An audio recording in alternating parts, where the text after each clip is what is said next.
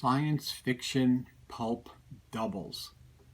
Hi, I'm Gary Levisi. This time we're going to take a little trek down a different pathway. We're going to look at some pulps, but pulps that are double pulps. In other words, they had two novels in one. In 1939, Fiction House began a popular series of two complete detective books, and that ran 76 issues. But they also, in 1950, started a much smaller series that only ran 11 issues, two complete science adventure books, and that's what we're going to look at now.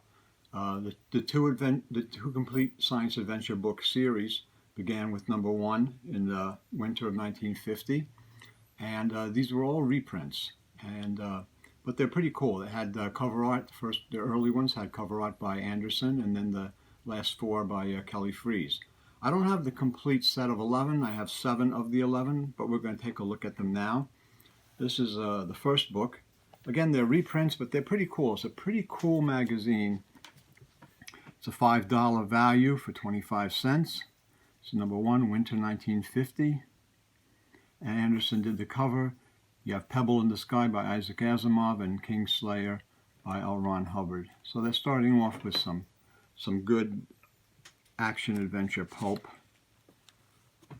work. And Jerome Bixby was the editor. And this is volume 1, number 1.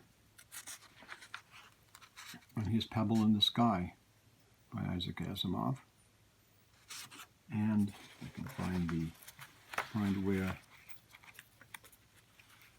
I'm going to have to pick it up and look, see where Kingslayer begins. Here's Kingslayer by L. Ron Hubbard. I don't know who did the interior artwork on these. That's Kingslayer by L. Ron Hubbard. And I don't believe there's illustrations inside. It's just those illustrations for the story, for the leads to two stories. Number 2 is The Star Kings by Edmund Hamilton and Seeker of the Sphinx by Arthur C. Clarke. And that's the cover for that issue. Very nice issue. Cover art's great. Another Anderson cover again, and they're signed. Most of the covers are signed by him. That's kind of you gotta look for the signature. He did. I don't think he did 2 covers. I think he did 1 cover and just made it in that design.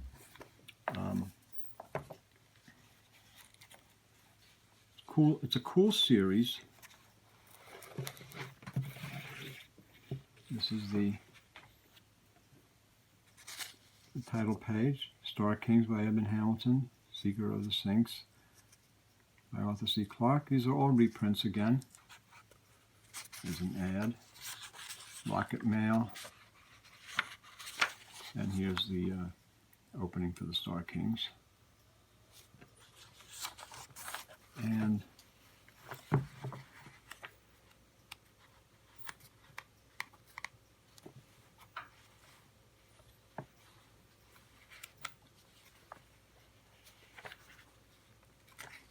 I can't seem to find the Seeker of the Sphinx. There's one of the illustrations for the Seeker of the Sphinx. Here we go. Seeker of the Sphinx by Arthur C. Clarke.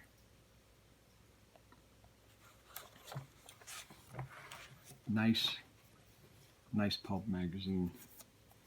Number 3 is Sword of Zota by James Blish, and The Citadel in Space by Neil R. Jones. 2 complete novels. Summer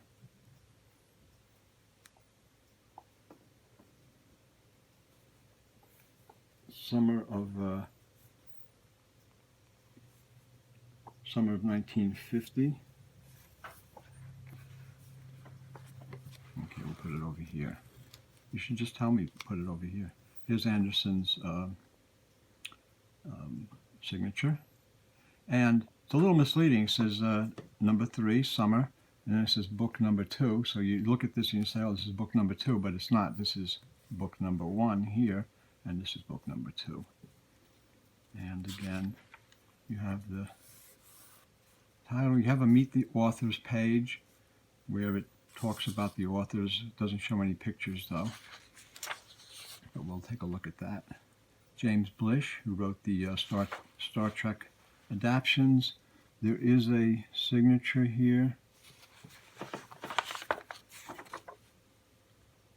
And I cannot read it. But this is the signature of the artist here. These are really cool classic science fiction stories, all of them. Again, they're reprints, but this is some of the best of the best.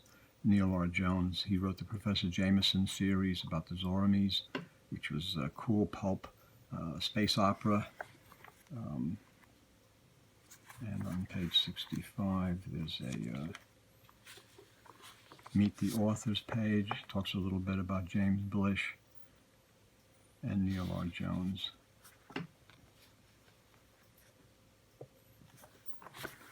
That's the third book in the series. Book number 4 is H.G. Wells' The Time Machine and the Tritonian Ring by L. Sprague de Camp. Again, Anderson cover art. Beautiful, sexy, good girl art. Science fiction horror, winter 1951. Time Machine, H.G. Wells. Winter, October, December 1951. These are very, very delicate pulps. Again, here's the artist's signature who did this. Same person as I noted before, but I just cannot read it. It's too small. And these are so delicate to handle. It's like they literally kind of fall apart. Pulps are like just were not made to last. And these are from the 50s, so they're not that old, but still, it's 70 years old now. There's the Tritonian Ring by L. Sprague de Camp. That would be reprinted by Paperback Library, paperback. 2 Complete Science Adventure Books, number 5, Spring 1951. The Outcasts of Venus by Anaximander Powell, and The Humanoids by Jack Williamson. And here you have The Outcasts of Venus. I don't know this author's name at all, but The Humanoids, Jack Williamson. Jack Williamson is a classic author, one of the great science fiction authors, and I actually reprinted quite a few of his pulp magazine science fiction novellas as Gryphon books. They were first edition paperbacks of his science fiction pulp stories, never been in book form before. So this is this is from spring 1952, and The Humanoids gets a full page illustration, and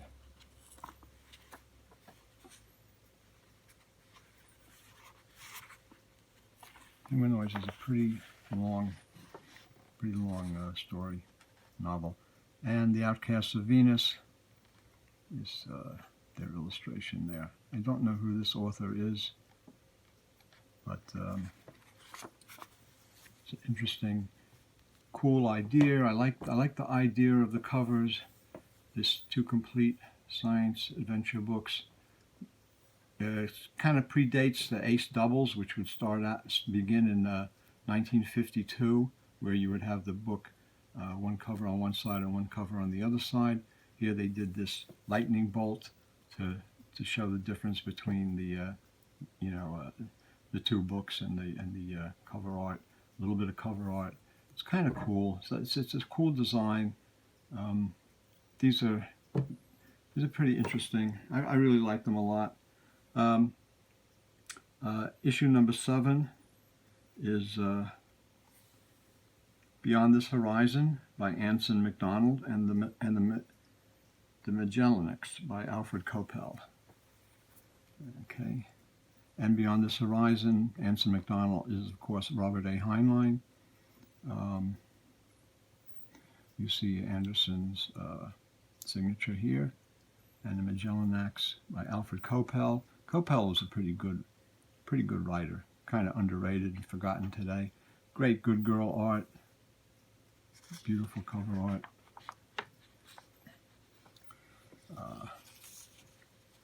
Winter 1952, little dog-eared page there. And here's the opening page with the art for Beyond This Horizon by Anson MacDonald, Robert A. Heinlein, and Alfred Coppel. Beyond This Horizon is long. So it seems like what they did was they put what we know is a full-length novel in, because Beyond This Horizon is, when you look at it, it's most of the book. So and then they added a novella or a very short novel, So this is Alfred Coppel. So they had the second, the main novel was a full-length novel, and then the second one was a short novella, novelette. And it's usually a lesser work by an author who's not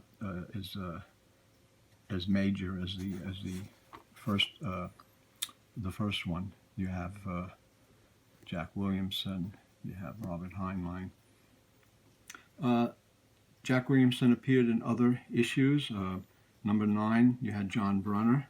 Number 10, you had John D. MacDonald. Kelly Frias did the cover art for number 8, 9, 10, and 11. And I've just shown you 7 issues of the 11, and there's only 11 issues in this series. I don't have them all, but I like them. I think it's a pretty cool science fiction series, really good science fiction classic pulp work. They're not originals, they're reprints, but it's nice. The artwork is nice. And putting the two books together is a pretty cool idea in a pulp format. And then this is, of course, a couple of years before the Ace Doubles started. These began in 1950. The Ace Doubles began in 1952, 53. And of course, you had the 2 complete detective books that were parallel to this series that ran before. These are Fiction House Pulps, and the detective series ran 76 issues, and that started in 1939. So that was going on for a long, long time. Same kind of design. I don't have any of those, but it's the same kind of design on the cover with that diagonal across, and then the 2 cover art with the 2 novels.